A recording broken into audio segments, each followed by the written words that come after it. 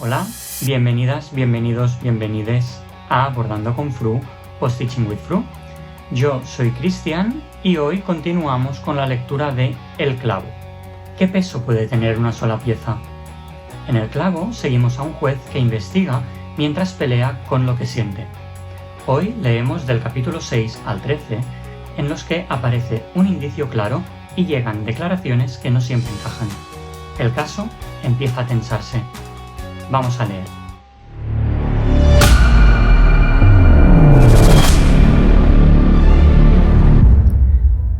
Capítulo 6.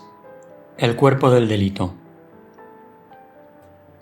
Pocos segundos después de terminar mi amigo Zarco la relación de sus amores, llegamos al cementerio. Ese cementerio no es otra cosa que un campo yermo y solitario, sembrado de cruces de madera y rodeado por una tapia. Ni lápida ni sepulcros turban la monotonía de aquella mansión.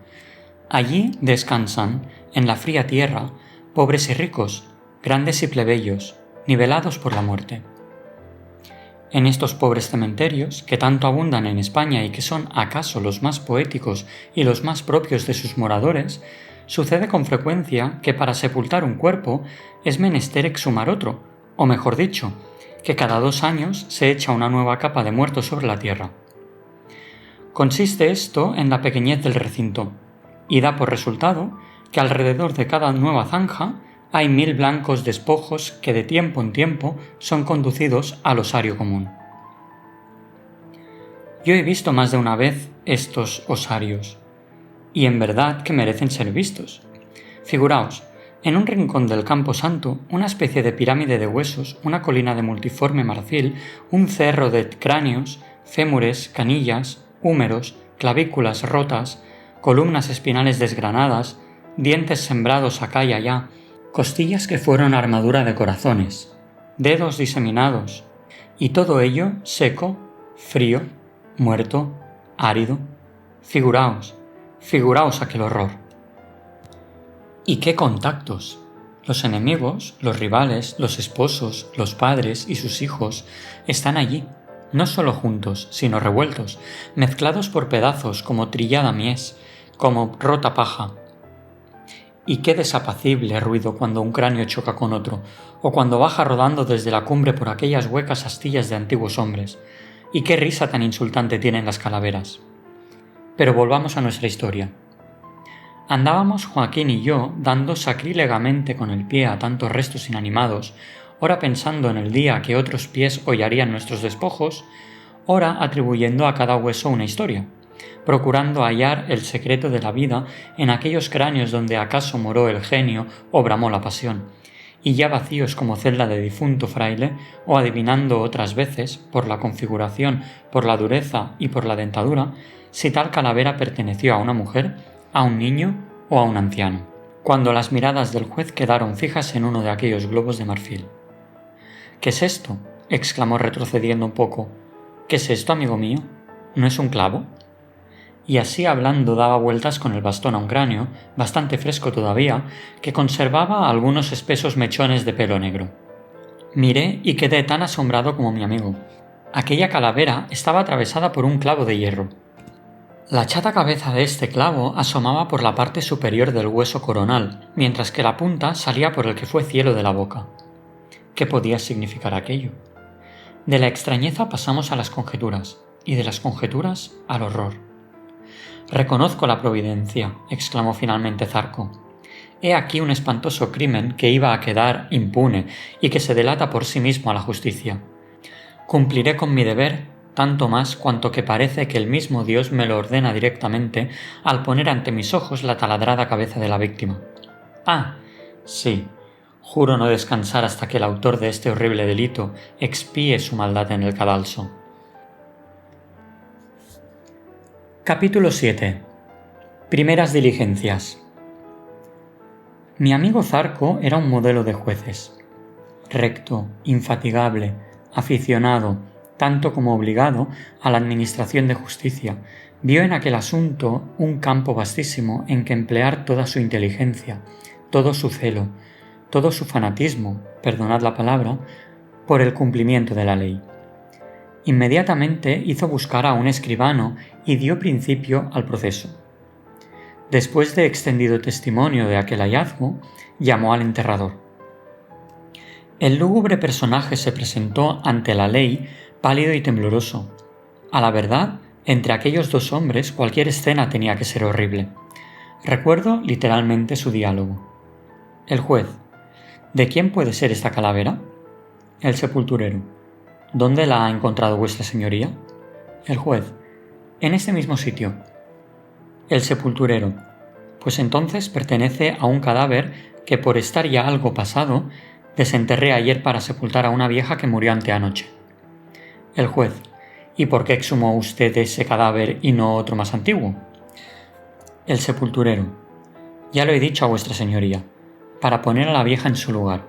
El ayuntamiento no quiere convencerse de que este cementerio es muy chico para tanta gente como se muere ahora. Así es que se deja a los muertos secarse en la tierra y tengo que trasladarlos medio vivos al osario común. El juez: ¿y podrá saberse de quién es el cadáver a que corresponde esa cabeza? El sepulturero: no es muy fácil, señor.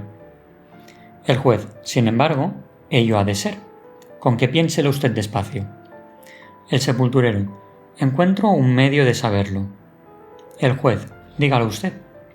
El sepulturero: la caja de aquel muerto se hallaba en regular estado cuando la saqué de la tierra y me la llevé a mi habitación para aprovechar las tablas de la tapa.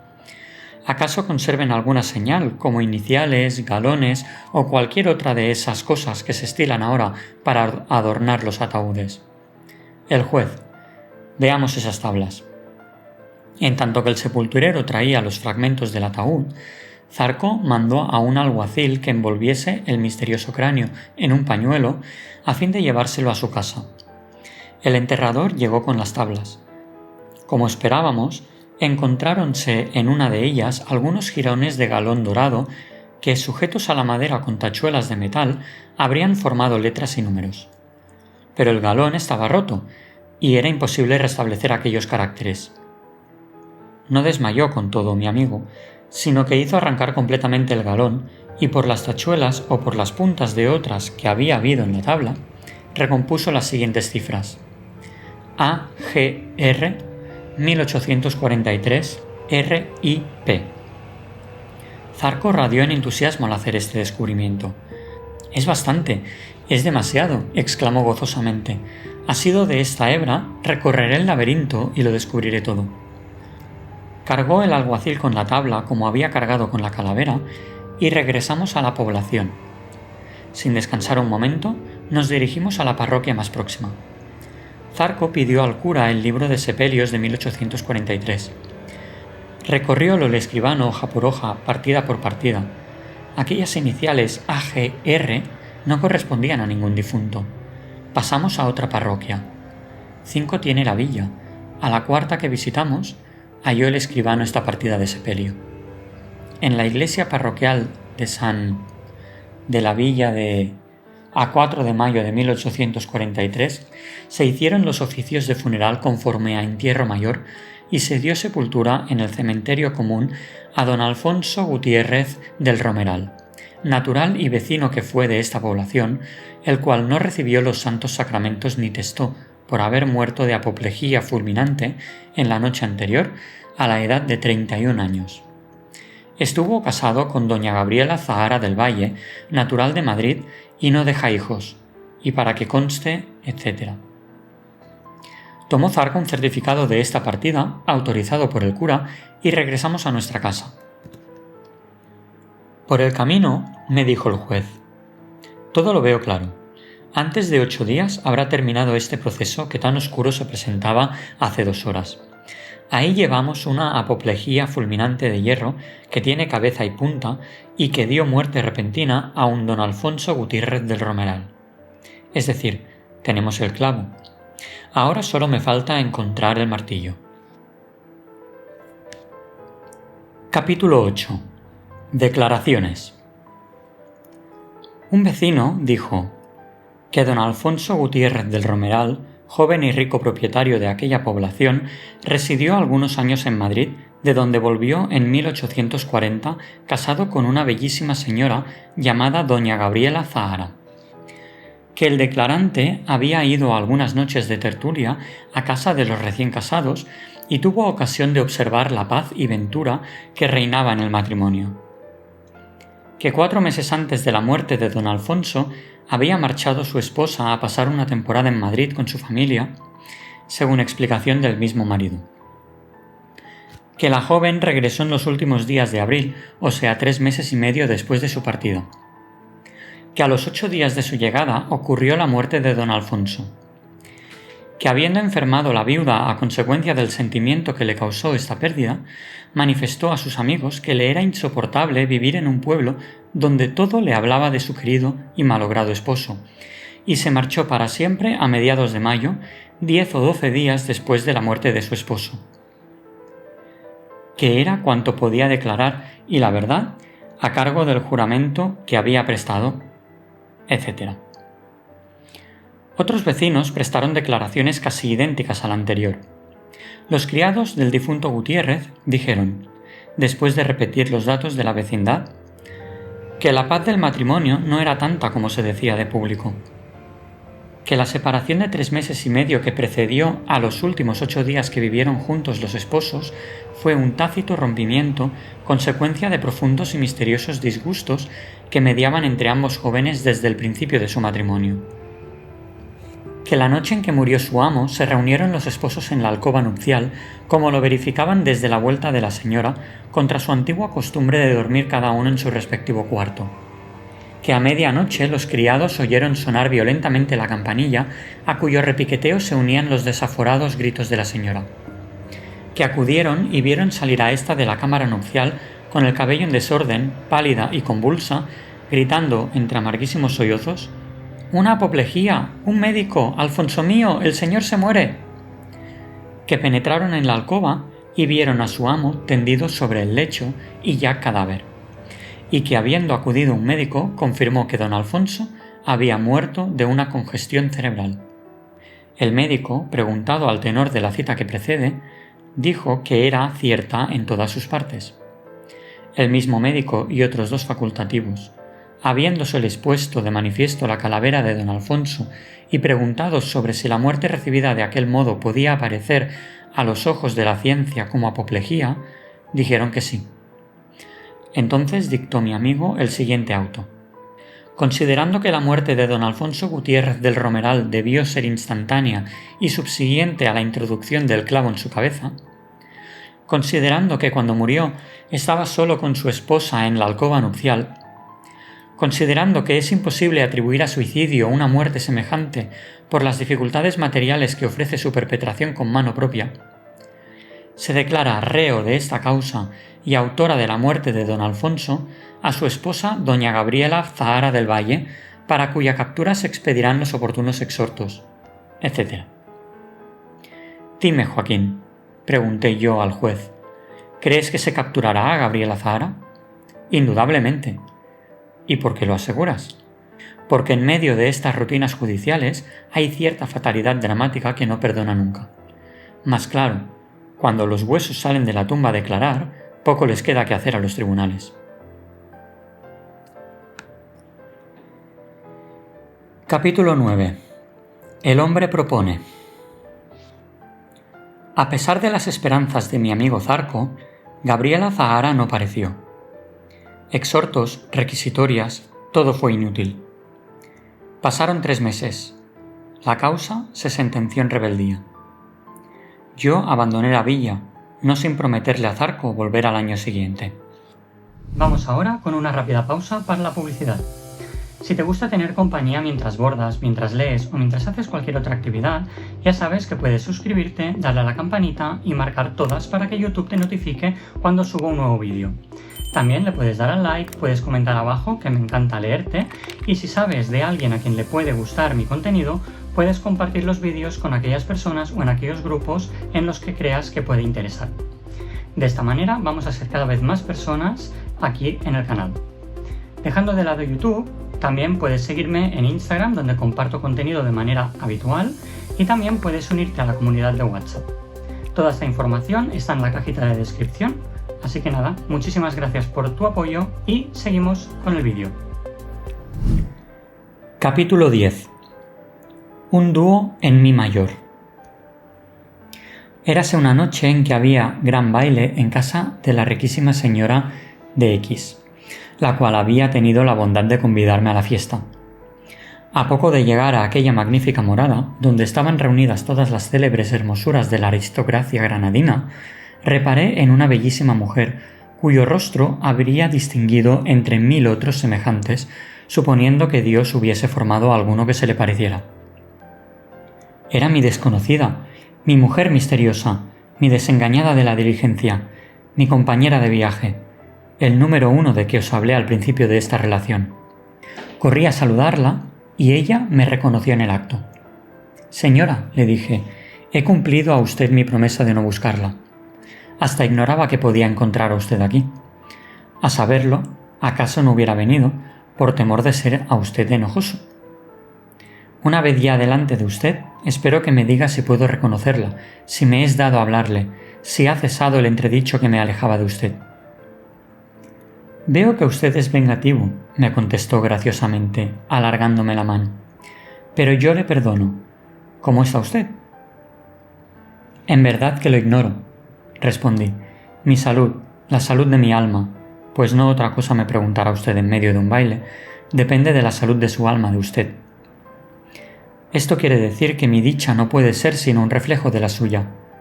¿Ha sanado ese pobre corazón?» «Aunque la galantería le prescriba a usted desearlo», contestó la dama, «y mi aparente jovialidad haga suponerlo, usted sabe, lo mismo que yo, que las heridas del corazón no se curan». «Pero se tratan, señora, como dicen los facultativos, se hacen llevaderas, se tiende una piel rosada sobre la roja cicatriz, se edifica una ilusión sobre un desengaño». «Pero esa edificación es falsa». «Como la primera, señora, como todas. Querer creer, querer gozar, he aquí la dicha». Mirabeau, moribundo, no aceptó el generoso ofrecimiento de un joven que quiso transfundir toda su sangre en las empobrecidas arterias del grande hombre. No sea usted como Mirabeau. Beba usted nueva vida en el primer corazón virgen que le ofrezca su rica savia. Y pues no gusta usted de galanterías, le añadiré, en abono de mi consejo, que al hablar así no defiendo mis intereses. ¿Por qué dice usted eso último? Porque yo también tengo algo de Mirabeau, no en la cabeza, sino en la sangre. Necesito lo que usted, una primavera que me vivifique. Somos muy desdichados. En fin, usted tendrá la bondad de no huir de mí en adelante. Señora, iba a pedirle a usted permiso para visitarla». Nos despedimos. «¿Quién es esta mujer?», pregunté a un amigo mío. «Una americana que se llama Mercedes de Mérida Nueva», me contestó. «Es todo lo que sé, y mucho más de lo que se sabe generalmente». Capítulo 11. Fatalidad. Al día siguiente fui a visitar a mi nueva amiga a la fonda de los 7 suelos de la Alhambra. La encantadora Mercedes me trató como a un amigo íntimo y me invitó a pasear con ella por aquel Edén de la naturaleza y templo del arte, y a acompañarla luego a comer. De muchas cosas hablamos durante las 6 horas que estuvimos juntos, y como el tema a que siempre volvíamos era el de los desengaños amorosos, hube de contarle la historia de los amores de mi amigo Zarco.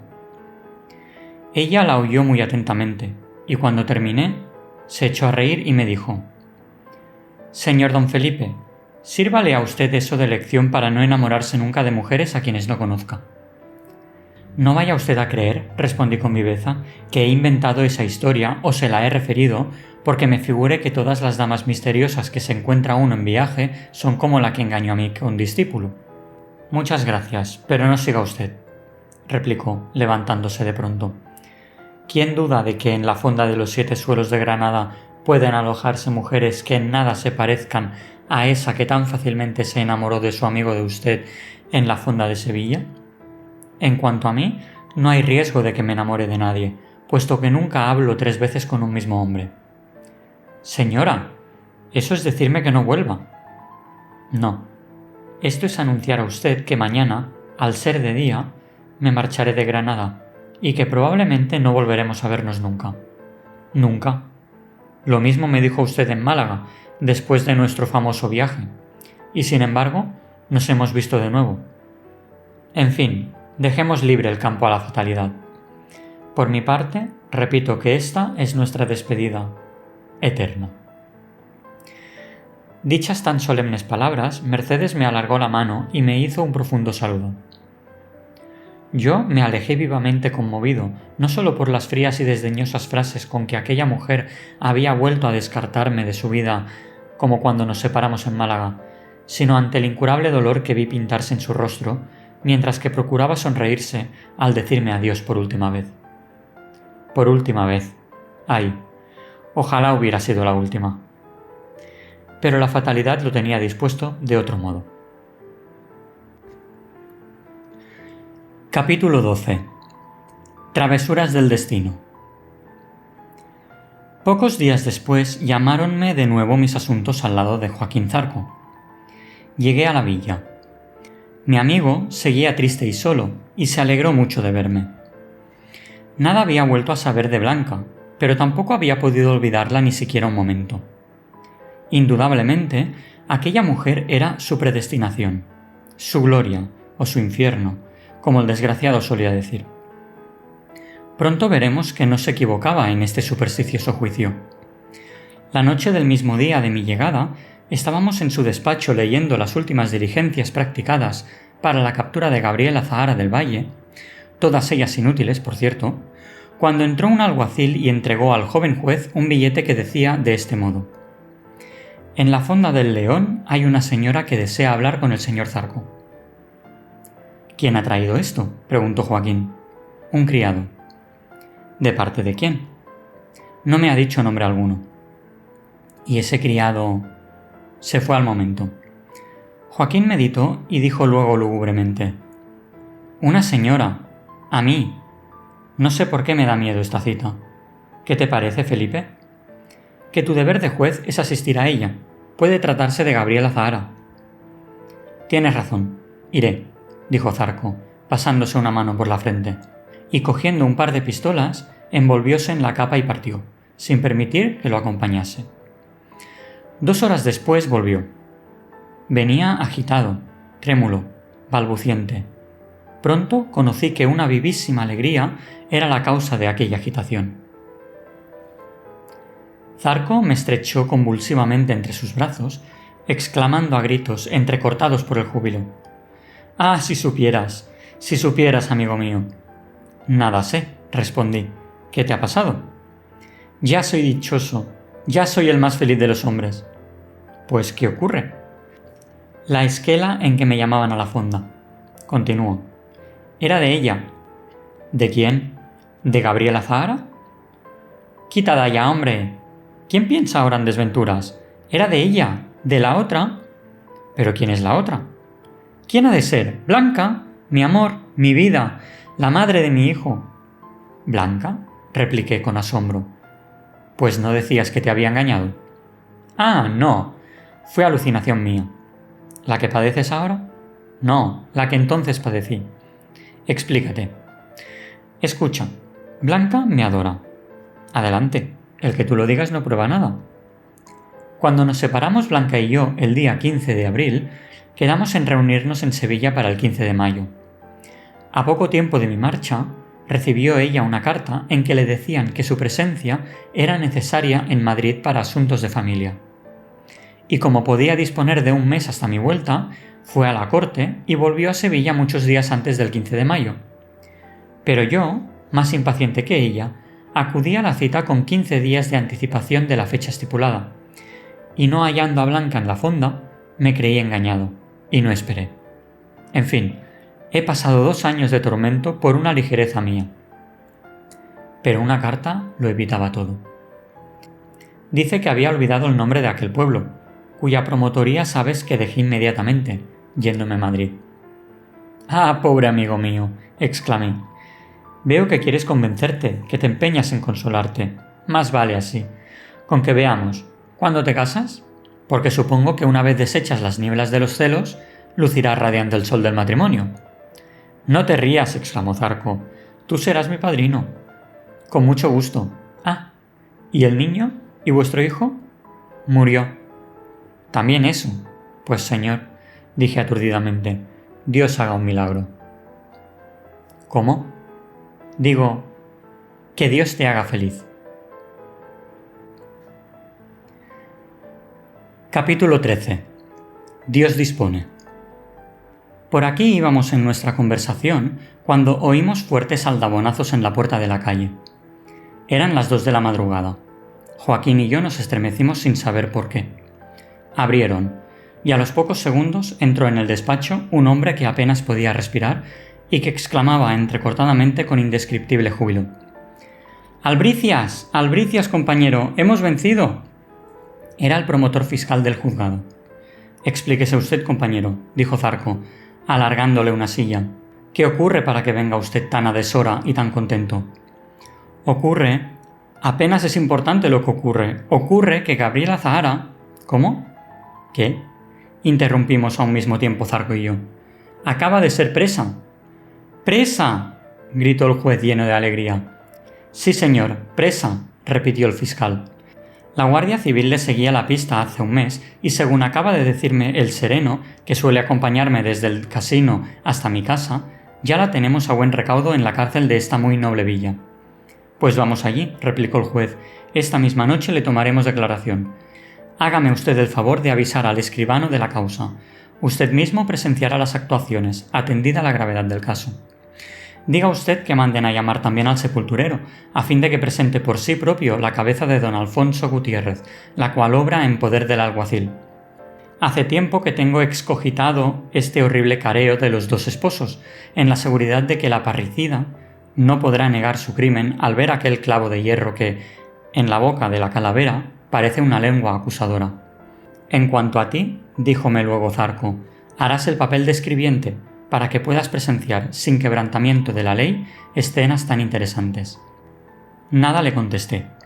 Entregado mi infeliz amigo a su alegría de juez, permíteseme la frase, no había concebido la horrible sospecha que sin duda os agita ya a vosotros.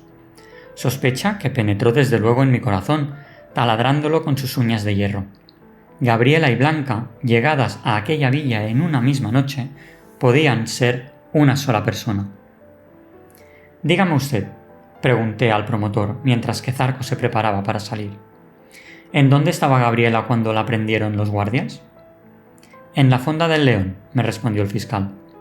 Mi angustia no tuvo límites. Sin embargo, nada podía hacer, nada podía decir sin comprometer a Zarco, como tampoco debía envenenar el alma de mi amigo comunicándole aquella lúgubre conjetura, que acaso iban a desmentir los hechos. Además, suponiendo que Gabriela y Blanca fueran una misma persona, ¿de qué le valdría al desgraciado el que yo se lo indicase anticipadamente? ¿Qué podía hacer en tan tremendo conflicto? ¿Huir? Yo debía evitarlo, pues era declararse reo. ¿Delegar fingiendo una indisposición repentina?